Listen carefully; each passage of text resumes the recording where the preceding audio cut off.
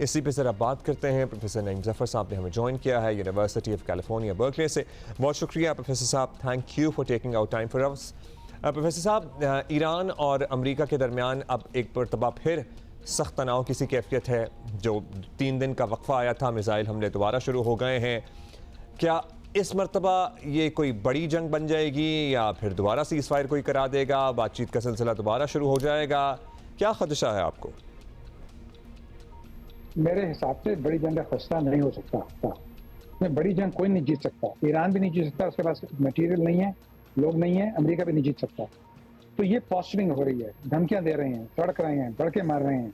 दोनों तरफ से लैंग्वेज इस्तेमाल की जा रही है ट्रम्प की तरफ से, नॉन डिप्लोमेटिक, बड़ी थ्रेटनिंग लैंग्वेज है। देखें, ज्यादा टेंशन जो है कि फ्रस्ट्रेशन है कि कैसे इसको जंग को खत्म किया जाए। द रीसेंट डेवलपमेंट जो हुई ना, हूथी ने जो अटैक किया, that's much more interesting, much more dangerous. देखें, अब एक घर में आपके सिर्फ फ्रंट डोर आप निकल के जा सकते हैं, आपका फ्रंट डोर बंद किया, आप कैदी हो गए हैं। तो ईरान को कैदी किया था स्ट्रेट ऑफ हॉर्मुज़ बंद करने के बाद। लेकिन सऊदी अरेबिया के 2 दरवाजे थे। फ्रंट डोर था स्ट्रेट ऑफ हॉर्मुज़, इनका बैक डोर भी है रेड सी। उन्होंने पाइपलाइन बनाई हुई है, तो they make about 10 million barrels per day. कुछ यहाँ से जाती है, कुछ वहाँ से जाती है। अब जो यमन में हूतीस ने जो अटैक किया है, तो रेड सी को जो क्लोज कर दिया है, that's much more volatile, dangerous. Saudi Arabia भी उसको अटैक करेगा। ये वैसे भी हूती से 10 साल से उनका कॉन्फ्लिक्ट चल रहा था, और अमेरिका भी इसको बहुत सीरियस लेगा। तो अगर नेक्स्ट जो बम्बार्टमेंट होगी वो हूती पे होगी, यमन में होगी, ताकि रेड सी को खोला रखा जाए। That will be the next conflict. Hormuz will be sorted out because that's second priority. First priority is keep the oil flowing. तो देखिए, काफ़ी डेवलपमेंट होने वाली है। अगर 3-4 हफ्ते में काफ़ी इंटेंसिटी होगी इसकी। इंटेंसिटी आपको लग रहा है इंक्रीज हो सकती है? एंड यू वेरी राइट कि हूसियों ने जो बाबुल मंदब की बंदिश का सिलसिला शुरू किया है, वहाँ जो हमले शुरू किए हैं, और उससे हालात और कशीदगी की तरफ ही जा रहे हैं, और वो बड़ी अहम डेवलपमेंट है जिस पे हम सबको नज़र रखनी होगी। डॉक्टर साहब, प्रोफेसर साहब, जंगी हालात और कशीदगी अब गल्फ़ के दीगर इलाकों तक फैल चुकी है, जैसा कि अभी हम खुद ही जिक्र कर रहे हैं। यमन की हमने बात कर ली, फिर इराक है, मिस्र भी इसी लिस्ट में शामिल हो गया है। ओमान की कोशिश है कि खित्ते के यही ममालिक आपस में ही मामला तय कर लें। आबना हुर्मुज़ में आपको पता है ईरान ओमान के मुज़ाकरात भी हो रहे थे, खैर वो कोई पेशरफ नहीं हो सकी है उसमें, ताकि आबना हुर्मुज़ खुल सके। ओमान ये चाहता है। क्या इस प्लान की कामयाबी का चांस है? आपको लगता है कि इलाकाई ममालिक खुद कुछ तय कर लें? बेहतर तो यही होगा, लेकिन कुछ तय कर सकते हैं, कर लेंगे? बेहतर तो होगा, लेकिन वो उसके लिए आपको ब्रोकर चाहिए। हु इज द ब्रोकर जो करेगा? लोग, 2 पार्टी जिनकी लड़ाई हो रही होती है, 2 हमसायों की, तो वो बैठ के तो हाथ तो नहीं मिलाते ना, तो ब्रोकर की जरूरत होती है कोई। तो वो ब्रोकर की पाकिस्तान भी हो सकता है, कतर भी हो सकता है, तुर्की भी हो सकता है।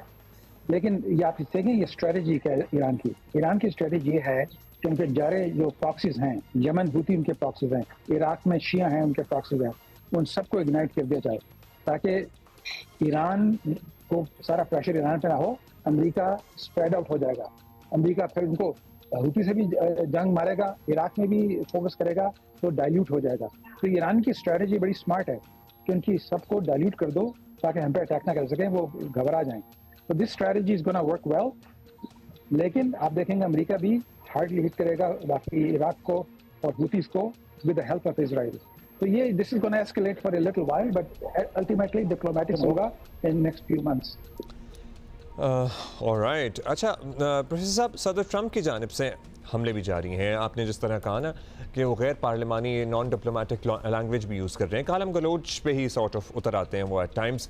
मज़ीद हमलों की धमकियाँ भी दी जा रही हैं, लेकिन साथ साथ ये दावे भी सामने आ रहे हैं मुख्तलिफ अमरीकी ज़राए की तरफ से कि ईरान के साथ डील बस होने ही वाली है। ये भी रिपोर्ट किया जाता रहा इन्हीं गुज़श्ता 24 घंटों में, 12 घंटों में।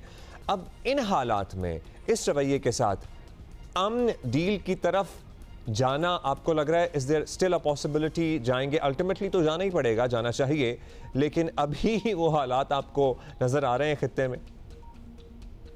अमन डील ऐसी होती है, देखे ना, बिहाइंड द सीन होती है मुज़ाकरा। उसमें काफ़ी टेक्निकल चीज़ें होती हैं, उसमें कई हफ्ते लगते हैं। तो ये जो प्रेशर टैक्टिक है, ये जो धमकियाँ दी जा रही हैं, बम्बार्टमेंट हो रही है, दिस टू मेक श्योर कि हम वीक नहीं है, आप मुज़ाकरात बिहाइंड द सीन हो रहे हैं। आपके हाल में पाकिस्तान में तो जो है हमारे फील्ड मार्च और अपने मियाँ साहब खामोश बैठे हैं, नहीं, हैवी डिप्लोमेटिक हो रही हैं, डिस्कशन हो रही हैं। तो this is 2 things are true. बातचीत भी हो रही है और धमकियां भी आ रही हैं और लड़ाइयां भी कर रहे हैं। धमकियां भी दी जा रही हैं और साथ साथ मुज़ाकरात भी बैकडोर हो ही रहे होते हैं। बहुत शुक्रिया आपका प्रोफेसर नईम ज़फ़र साहब हमारे साथ यूनिवर्सिटी ऑफ कैलिफोर्निया बर्कले से मौजूद थे। लेकिन हालात कशीदा हैं और हालात जब कशीदा होते हैं तो बराह रास्त उसका असर होता है ऑयल प्राइसेस पे। ऑयल प्राइसेस पे जब ग्लोबली होता है तो हमारे यहाँ ज़रा ज़्यादा ही होता है। ख़ित्ते के ममालिक में अगर हिसाब लगा लें तो हमारे यहाँ सबसे ज़्यादा इसका असर होता है। हमारे यहाँ हर चीज़ की कीमतें बढ़ती हैं क्योंकि डीज़ल की कीमत बढ़ रही होती है। हमारा जो स्टॉक मार्केट है वो इतना वॉलेटाइल हो जाता है कि एक दिन 7,500 पॉइंट्स बढ़ जाता है, अगले दिन फिर नीचे आ जाता है। मतलब ज़ाहिर है बाज़ार ये वॉलेटिलिटी भी बर्दाश्त कर रहा है। जो इन्वेस्टर्स हैं वो भी कॉशियस हुए में हैं and so on and so fourth. At the same time ये जो हूसियों और रेड सी वाला मामला है और सऊदी अरेबिया और यमन के दरमियान जो कॉन्फ्लिक्ट है, इस पे ज़रा क्लोजली सबको मॉनिटर करना होगा क्योंकि अगर ये मज़ीद कशीदा हुआ तो सर्टनली इसके असरात, इसके मुज़मरात बहुत ज़्यादा हो सकते हैं और ज़्यादा ख़तरनाक हो सकते हैं।